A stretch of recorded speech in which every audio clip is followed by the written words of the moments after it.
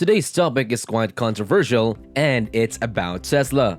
Did they really fire employees for attempting to unionize Giga New York? Let's get into the weeds and figure it out together. Let's dive a bit deeper into what happened. On February 9th, a group of Tesla employees working at the Giga New York plant made a public announcement that they were planning to form a union with the Workers United Upstate New York. The employees desired to have a voice in the operations of their place of employment and the ability to bargain for improved working conditions, benefits, and wages. However, just one day after the announcement, Tesla terminated a job of approximately 4% of the workers on the Autopilot labeling team. This action prompts immediate questions as to whether the company is retaliating against its workers in some way for the workers' attempts to organize into a union. In retaliation, Tesla issued a statement in which it claimed that firings occurred as a result of a routine performance review cycle that occurs once every 6 months. The company stated that the affected employees were identified on February 3rd, which was before the public announcement of the union campaign.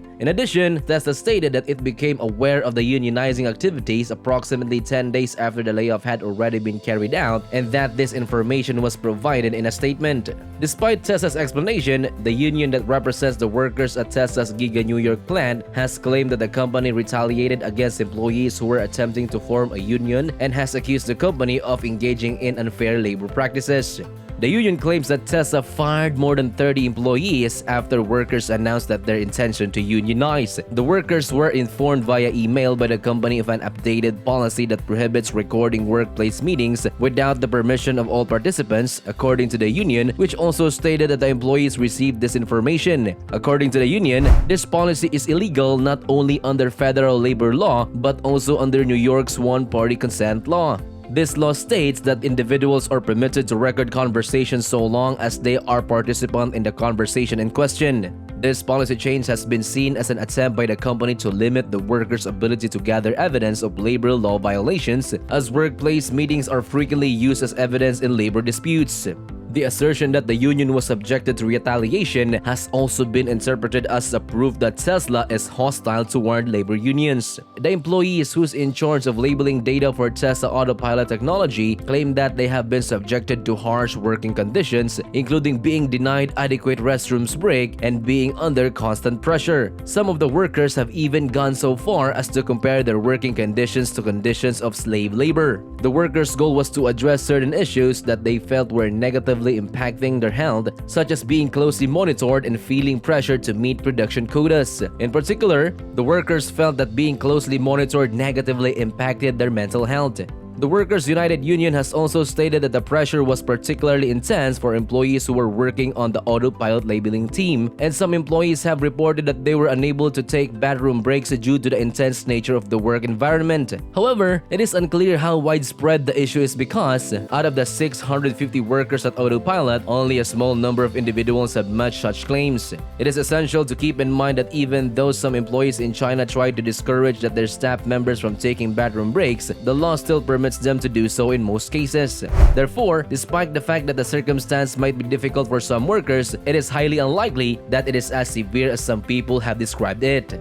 It has been reported that the workers at Tesla's Gigafactory in New York who attempted to form a union demanded job security, improved pay, and a say in the company's decision-making process. According to Tesla, the company conducts performance reviews for its staff members on a regular cycle once every 6 months, just like a large number of the other companies do. It is possible for an employee to be terminated from their position at the company if they are unable to live up to standards of performance set to them. This method is followed consistently across all of Tesla production facilities, including those located in Fremont, Texas, Germany, and China, among other locations. According to reports, the most recent performance review cycle was completed in December of the previous year, which indicates that it's possible that some employees were informed of their termination much earlier than that.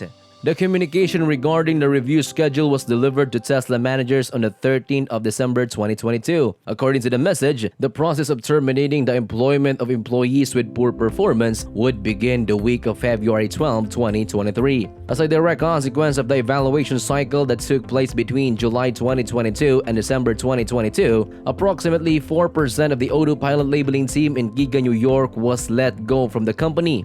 Tesla has made it clear that the employment of these workers was not terminated without prior notice or feedback on the employees' subpar performance. In point of fact, during the course of the review period, other managers had provided feedback to them, but despite this, they had not shown sufficient signs of improvement. According to the company, these employees were informed of their termination on February 3rd, which was considerable amount of time before the public statement about the campaign led by the union was made. In addition, the company sent an email to the workers with an updated policy that prohibits them from recording workplace meeting without the permission of all participants. The union alleged that this policy violates federal labor law and New York's one-party consent law to record conversations.